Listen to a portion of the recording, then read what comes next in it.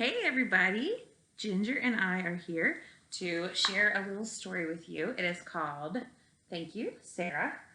It is The Woman Who Saved Thanksgiving. Apparently Ginger does not want to hear the story.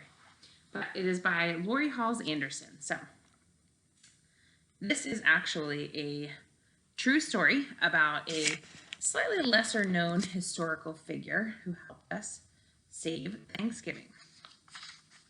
So it starts with,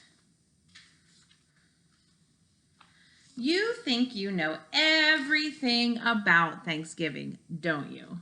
How the Native Americans saved the Pilgrims from starving.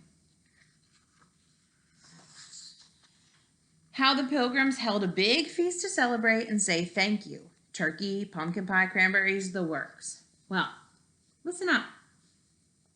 I have news for you.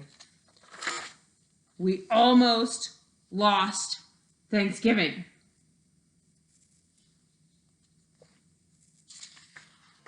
Didn't know that, did ya? It's true. Way back when skirts were long and hats were tall, Thanksgiving was fading away. Sure, the folks up in New England celebrated it. They'd roast a turkey and invite the relatives when the harvest came in, but not in the South, not in the West, not even in the Mid-Atlantic states. More and more people ignored the holiday. Thanksgiving was in trouble. It needed a superhero.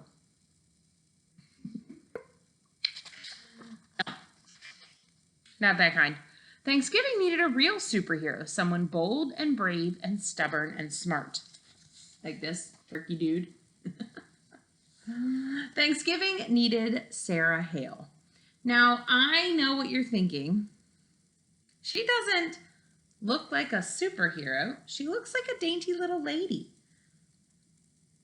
Never underestimate dainty little ladies. Sarah Hale was every inch a superhero. Not only did she fight for Thanksgiving, she fought for playgrounds for kids, schools for girls, and historical monuments for everyone.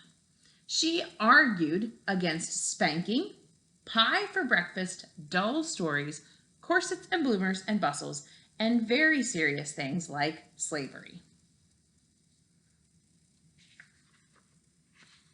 Some pages are sticking together. As if that weren't enough, she raised 5 children, wrote poetry, children's books, novels, and biographies, was the first female magazine editor in America, published great American authors like Henry Wadsworth Longfellow and Edgar Allan Poe, and composed Mary Had a Little Lamb. How did she do all of these things? She was bold, brave, stubborn, and smart. And Sarah Hale had a secret weapon. A pen. When Sarah saw something she didn't like, she picked up her pen and wrote about it. She wrote letters, she wrote articles, she wrote and wrote and wrote until she persuaded people to make the world a better place. Nothing stopped Sarah. Sarah Hale loved Thanksgiving.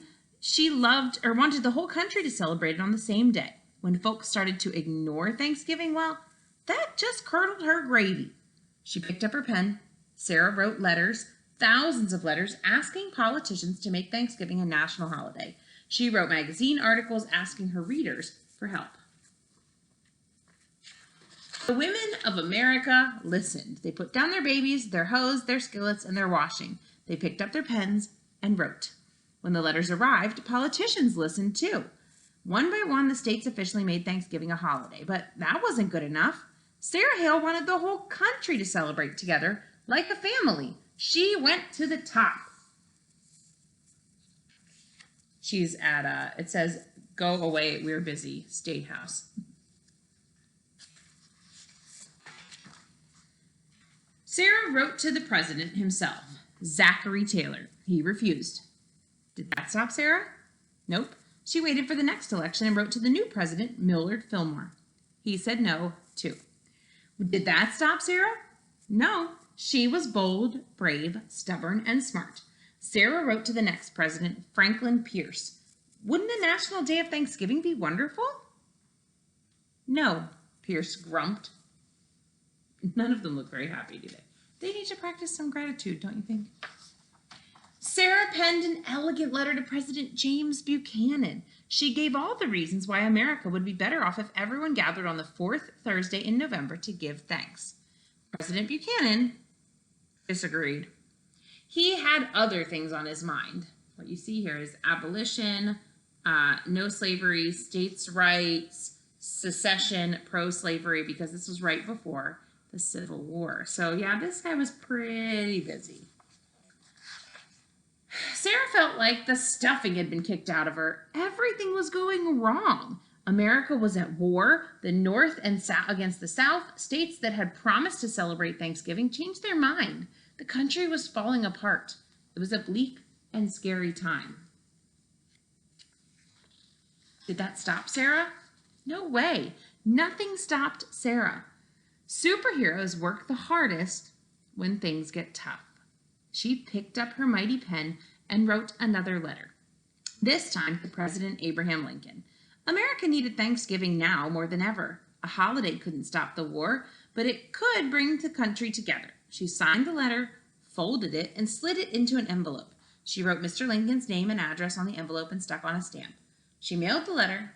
She waited and waited. And then Lincoln said yes. Lincoln said yes. In 1863, President Lincoln made Thanksgiving a national holiday, a day for all Americans to give thanks together. It took Sarah Hale 38 years. That is just slightly less long than I've been alive. Thousands of letters and countless bottles of ink, but she did it. Nothing stopped Sarah. That bold, brave, stubborn, and smart lady saved Thanksgiving for all of us. Thank you, Sarah.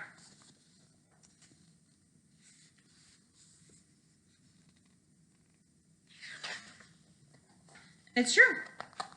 All of that is true. She is the lady who wrote and wrote and wrote and wrote to all the presidents until Abraham Lincoln was actually the first president to declare Thanksgiving a national holiday. So,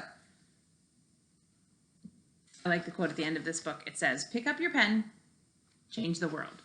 You never know what writing can do for you." Hope you enjoyed.